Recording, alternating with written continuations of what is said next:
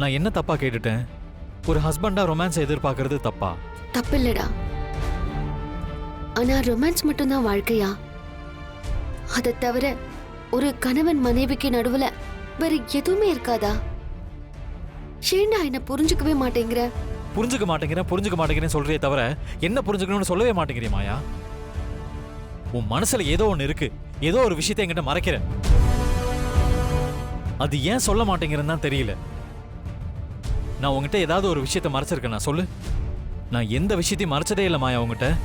நான் 100% உண்மையான புருஷனா இருந்திருக்கேன். ஆனா நீ என்ன மாதிரி 100% என் மனைவியா இல்லைன்னு தோணுது மாயா.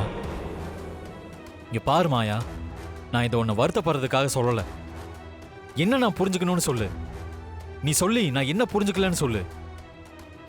சத்தியம் பண்ணி சொல்றேன், நீங்க என்ன மருமகளா ஏத்துக்கிற வரைக்கும் நானும் உங்க பிள்ளையும் நிச்சயம் கணவன் மனைவியா வாழ மாட்டோம். நான் எப்படிடா சொல்லுவேன் உங்க அம்மாவுக்கு நான் சத்தியம் பண்ணி கொடுத்துருக்கேன்னு?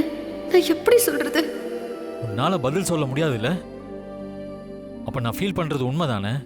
விடுச்சேனும் கடைசி வரைக்கும் நீ என்ன புரிஞ்சுக்க மாட்ட. எனக்குள்ள ஏதோ இருக்கும், நான் ஏதோ ஒரு காரணத்துக்காக தான் சொல்லியிருக்க மாட்டேன்னு நீ நினைக்கல. என் மனசை நீ புரிஞ்சுக்க போறதில்ல. என் மனசு காயப்பட்டதாவே இருக்கட்டும். அத பத்தி நீ கவலைப்பட வேண்டாம். மாயா, நான் சொல்றத நீ எதுவும் சொல்லாத. மாயா, எனக்கு ஒரு விஷயம் புரியலனா அது எனக்கு புரிய வை. நீ தான் சாமர்த்தியமான ஆளாச்சே. நான் கேட்க தயாரா இருக்கேன். எனக்கு அது புரியல, என்னன்னு புரிய வை. ஒரு தடவை சொல்லி புரியலையா? இன்னொரு தடவை சொல்லு, இல்ல 10 தடவை கூட சொல்லு. ஆனா எனக்கு புரியற வரைக்கும் நீ சொல்லிதான் மாயா ஆகணும். சொல்லு, எதுவா இருந்தாலும் சொல்லு மாயா. என்னால சொல்ல முடியாது. 1000 தடவை கேட்டாலும் சொல்ல முடியாது. நீ என்கிட்ட எதிர்பார்க்கறதையும் என்னால கொடுக்க முடியாது. இத சொல்லாம மனசுல வச்சுக்கிட்டு நான் தான் கஷ்டப்பட்டேன். உன் மேல எந்த தப்பும் இல்ல.